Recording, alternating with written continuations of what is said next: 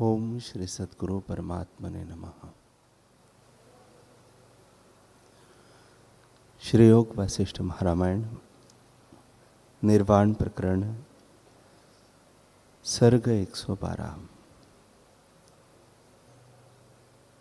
श्री वशिष्ठ जी बोले, हे रामचंद्र जी,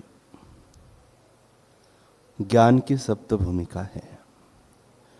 इनसे ज्ञान की उत्पत्ति होती है। राम जी ने पूछा, हे भगवान, जिस भूमिका में जिज्ञासु पहुंचता है उसका लक्षण क्या है, और ये सप्त भूमिकाएं क्या है, कैसे प्राप्त होती है, सो आप कहिए। श्री वशिष्ठ जी बोले, हे रामचंद्र जी, ये सप्त भूमिका जिस प्रकार प्राप्त होती है और जिस प्रकार इनसे ज्ञान प्राप्त होता है, सो तुम सुनो। हे रामचंद्र जी, जब बालक माता के गर्भ में होता है तब उसकी दृढ़ सुषुप्ति जड़ अवस्था होती है, जैसे ज्ञानी की होती है। परंतु बालक में संस्कार रहता है, इससे संस्कार की सत्यता आगे होती है। जैसे बीज में अंकुर होता है, उससे आगे चलकर वृक्ष होता है, वैसे ही बालक की भावी होती है, पर ज्ञानी का भावी नहीं होती। जैसे दग्ध बीज में अंकुर नहीं होता, वैसे ही ज्ञानी की भावी नहीं होती, क्योंकि वह संसार से सुषुप्त है और स्वरूप में स्थित नहीं है। जब बालक को बाहर निकलकर कुछ काल व्यतीत होता है, तब उसकी वह दृढ़ जड़ता निवृत्त हो जाती है और सुषुप्ति रहती है। कुछ काल के उपरांत सुषुप्ति भी लय हो जाती है और चेतनता होती है। तब वह जानता है कि यह मैं हूं, ये मेरे माता पिता है। तब कुल वाले उसको सिखाते हैं कि यह मीठा है, यह कड़वा है, यह तेरी माता है, यह तेरा पिता है, यह तेरा कुल है, इससे पाप होता है, इससे पुण्य होता है, इससे स्वर्ग मिलता है, इससे नरक पाता है। इस प्रकार यज्ञ होता है और इस प्रकार तप होता है और इस प्रकार दान करते हैं। हे रामचंद्र जी, इस प्रकार कुल के उपदेश और शास्त्र के भय से वह धर्म में निरत होता है और पाप का त्याग करता है। ऐसा शास्त्र के अनुसार आचरण करने वाला पुरुष धर्मात्मा कहलाता है। वे धर्मात्मा पुरुष भी दो प्रकार के हैं, एक प्रवृत्ति की ओर और दूसरा निवृत्ति की ओर। जो प्रवृत्ति की ओर है वह पुण्य कर्मों से स्वर्ग के फल को भोगता है और मोक्ष को उत्तम नहीं जानता। इससे संसार में जल के तरण की तरह भ्रमता रहता है। कभी चिरकाल में वह इस संसार चक्र से छुटकारा पाता है। जो निवृत्ति की ओर होता है उसको विषय भोग से वैराग्य उपजता है और वह कहता है कि यह संसार मिथ्या है, इससे तरूं और उस पद को प्राप्त हो जहां क्षय और अतिशय न हो। यह संसार सर्वदा चल रूप और दुखदाई है। हे रामचंद्र जी, उस पुरुष को इस क्रम से ज्ञान और विज्ञान उत्पन्न होता है, और जो पशुधर्मा मनुष्य है उसको ज्ञान प्राप्त होना कठिन है। शास्त्र के अर्थ के न जानने वाले को पशुधर्मी कहते हैं। वे अपनी इच्छा के अनुसार आचरण कर अशुभ को ग्रहण करते हैं और विचार से रहित होते हैं। मनुष्य भी दो प्रकार के हैं, एक प्रवृत्ति मार्गी और दूसरे निवृत्ति मार्गी। जिसको शास्त्र शुभ कहे उसको ग्रहण करना और जिसे अशुभ कहे उसका त्याग करना, और यह कामना करके फल के निमित्त यज्ञ आदि शुभ कर्म करना कि स्वर्ग, धन, पुत्र आदि मुझे प्राप्त हो, प्रवृत्ति मार्ग है। ऐसे कामना रखकर शुभ कर्म करके जो इस संसार समुद्र में बहते हैं, वे चिरकाल में निवृत्ति की ओर भी जाते हैं और तब वे स्वरूप को जान पाते हैं। निवृत्ति मार्गी वह है जो निष्काम होकर और शुभ कर्म करके अंतःकरण को शुद्ध करता है। उसको वैराग्य उपजता है और वह कहता है कि मुझे कर्मों से क्या है और उनके फलों से क्या है, मैं किसी प्रकार आत्मपद को प्राप्त हूं। वह यही विचारता है कि मैं संसार से कब मुक्त होऊंगा, यह संसार मिथ्या है और मुझे भोग से क्या है, यह भोग तो सर्प है। हे रामचंद्र जी, इस प्रकार वह भोगों की निंदा करता है, संसार से उपरत होता है, शम दम आदि जो ज्ञान के साधन है उनका आचरण करता है, शुभ अशुभ, देश काल और पदार्थ को विचारता है, मर्यादा से बोलता है, संत जनों का संग करता और सच्शास्त्र और ब्रह्म विद्या को बारंबार विचारता है। इस प्रकार संत जनों के संग से उसकी बुद्धि बढ़ती जाती है। जैसे शुक्ल पक्ष के चंद्रमा की कला दिन प्रतिदिन बढ़ती है, वैसे ही उसकी बुद्धि बढ़ती है और विषयों से उपरत होती है। तब वह तीर्थ, ठाकुर द्वारों और शुभ स्थानों को पूछता है,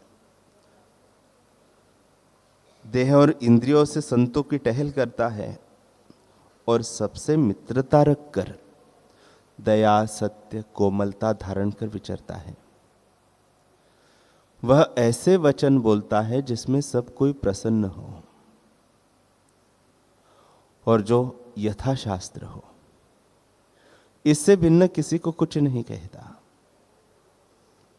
वह अज्ञानी का संग त्यागता है, स्वर्ग आदि के सुखों की कामना नहीं करता, केवल आत्मपरायण होता है, संतों और शास्त्रों की दृढ़ भक्ति करता है और उनके अर्थों में मन लगाकर और किसी और चित्त नहीं लगाता।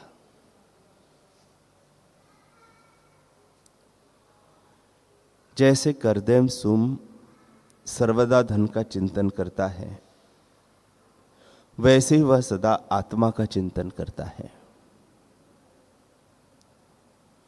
जो पुरुष इतने गुणों से युक्त है, उसको प्रथम भूमिका प्राप्त हुई है। वह पाप रूपी सर्प को मोर के समान नष्ट करता है। संत जन सच्शास्त्र और धर्म रूपी मेघ को गर्दन ऊंची करके देखता है और प्रसन्न होता है। इसका नाम शुभेच्छा है। उसको फिर दूसरी भूमिका प्राप्त होती है। तब जैसे शुक्ल पक्ष के चंद्रमा की कला बढ़ती है, वैसे ही उसकी बुद्धि बढ़ती जाती है।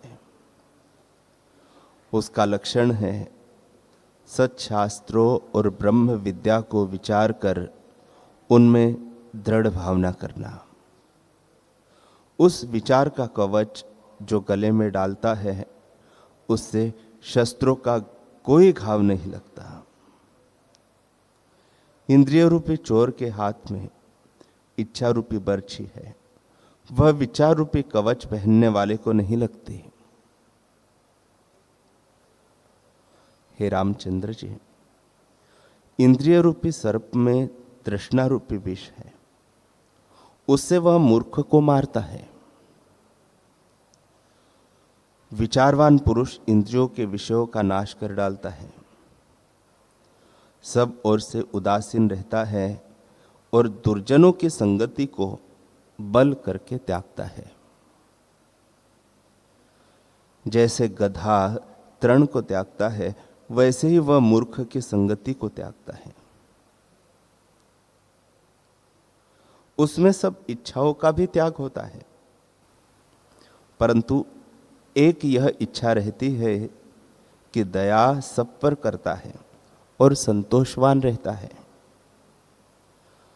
उसके निषिद्ध दोष स्वाभाविक रूप से जाते रहते हैं। दंभ, गर्व, मोह, लोभ आदि स्वभावतः नष्ट हो जाते हैं। जैसे सर्प केंचुल को त्याग कर शोभायमान होता है, वैसे ही विचारवान पुरुष इंद्रियों के विषयों को त्याग कर शोभा पाता है। जो उसको क्रोध भी आता है तो क्षण मात्र रहता है, हृदय में स्थिर नहीं हो सकता।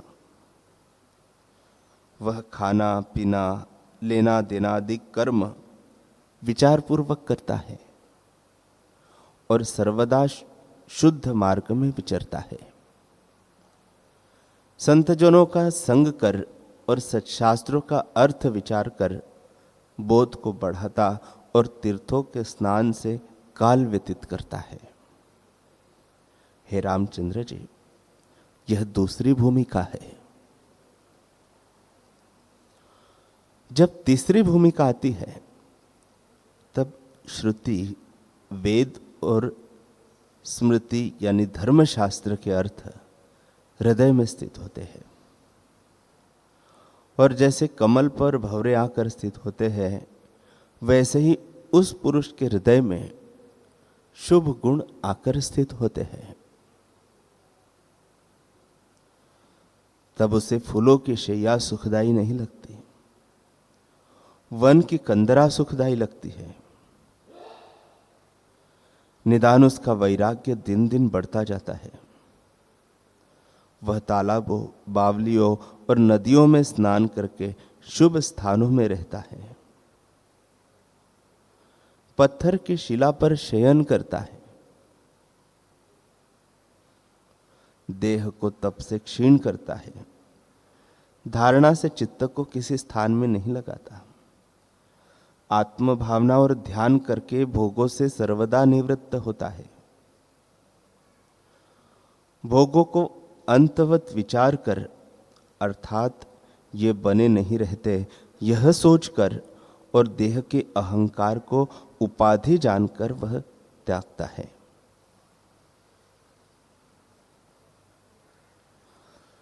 देह को रक्त, मांस, मल आदि से पूर्ण जानकर उसमें अहंकार को त्यागता है,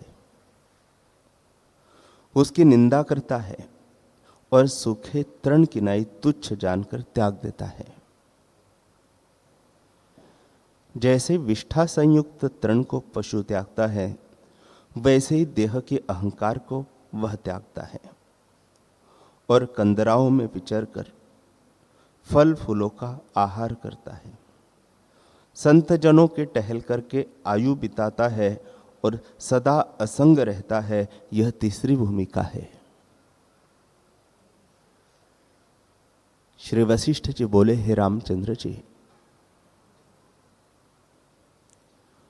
ज्ञान का यह साधन है कि ब्रह्म विद्या को विचार करके उसके अर्थ की बारंबार भावना करे और पुण्य क्रियाओं का आचरण करे। इससे भिन्न ज्ञान का कोई साधन नहीं। इसी से ज्ञान की प्राप्ति होती है। जिस पुरुष को ऐसी भावना होती है, उसको यदि नाना प्रकार के सुगंध, अगर, चंदन, चोये आदि और अप्सरा अनिश्चित प्राप्त हो तो उसका निरादर करता है, और जो स्त्री को देखता है तो माता समान जानता है। पराये धन को पत्थर के बट्टे समान देखकर वांछा नहीं करता और सब प्राणियों पर दया करता है। जैसे अपने सुख को प्रसन्न करने वाला है और दुख को अनिष्ट जानता है, वैसे ही और को भी अपने सदृश जानकर सुख देता है। दुख किसी को नहीं देता। इस प्रकार वह पुण्य कर्म करता रहता है। सत्शास्त्रों के अर्थ का अभ्यास करता है और सर्वदा असंग रहता है। असंग भी दो प्रकार का है। राम जी ने पूछा, हे भगवान, संग असंग का लक्षण क्या है? इनका भेद समझाकर आप कहिए। वशिष्ठ जी बोले, हे रामचंद्र जी, असंग दो प्रकार का है, एक समान और दूसरा विशेष। उनका लक्षण सुनो। समान असंग यह है कि मैं कुछ नहीं करता, न मैं किसी को देता हूं, न मुझे कोई देता है। सब ईश्वर की आज्ञा से होता है। जिसको धन देने की इच्छा होती है उसको वह धन देता है, और जिससे लेना होता है उससे लेता है। अपने अधीन कुछ नहीं। समान असंग वाला जो कुछ दान तप यज्ञ आदि करता है वह ईश्वर अर्पण करता है, और अपना अभिमान कुछ नहीं करता। कहता है कि सब ईश्वर की शक्ति से होता है। इस प्रकार निरअभिमान होकर वह धर्म चेष्टा में स्वाभाविक विचरता है। जो कुछ इंद्रियों के भोग की संपदा है उसको आपदा जानता है, और भोगों को महा आपदा रूप मानता है। संपदा आपदा रूप है, संयोग वियोग रूप है, और जितने पदार्थ है वे सन्निपात रूप है, विचार से नष्ट हो जाते हैं। इससे सबको वह नाशरूप जानता है। यह संयोग वियोग को दुखदाई जानता है। पर स्त्री को विष की बेली समान रस से रहित जानता है, और सब पदार्थों को परिणामी जानकर किसी की इच्छा नहीं करता। संपूर्ण विश्व का जो ईश्वर है उसको, जिसको सुख देना है उसको वह सुख देता है, और जिसको दुख देना है उसको दुख देता है। अपने हाथ कुछ नहीं।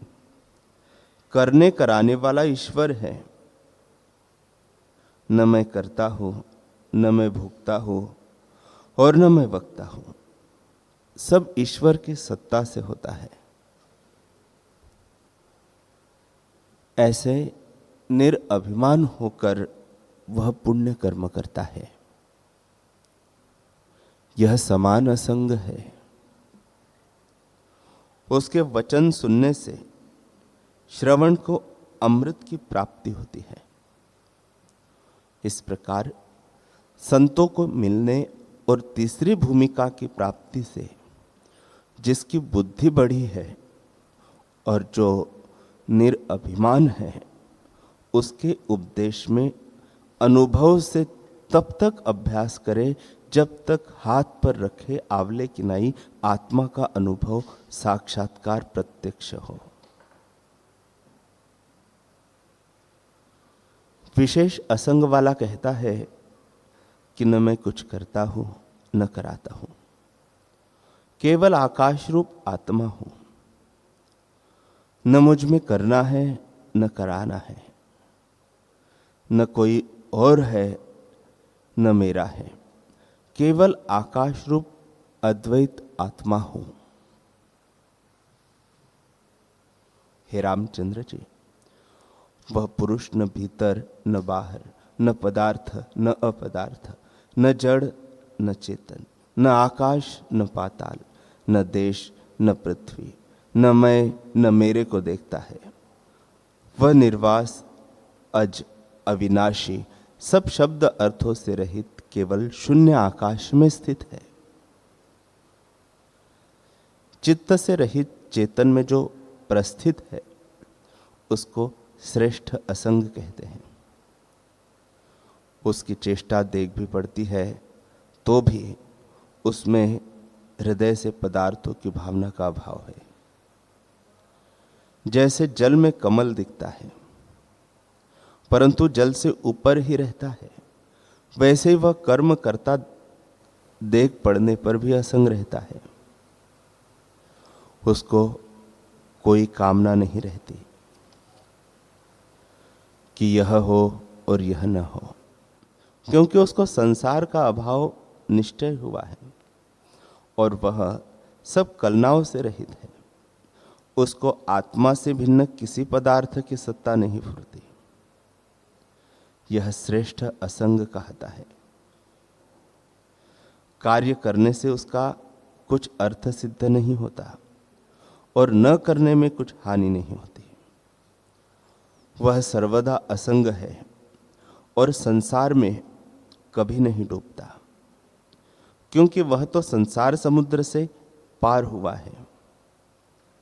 उसने अनात्मा में आत्म भावना त्यागी है, अहम भाव का त्याग किया है। इष्ट अनिष्ट रूप जितने पदार्थ हैं उनके सुख दुख की वेदना उसे नहीं फुरती और वह सदा मौन रूप है। उसके लेखे धन पत्थर के समान है। यह श्रेष्ठ असंग कहता है।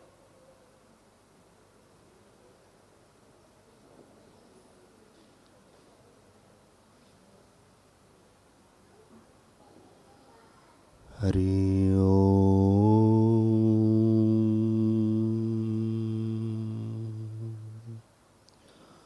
हरि ओम।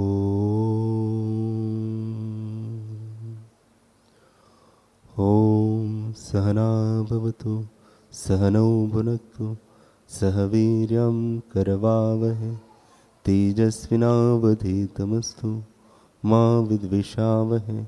ओम शांति शांति शांति। श्री सद्गुरुदेव भगवान की जय।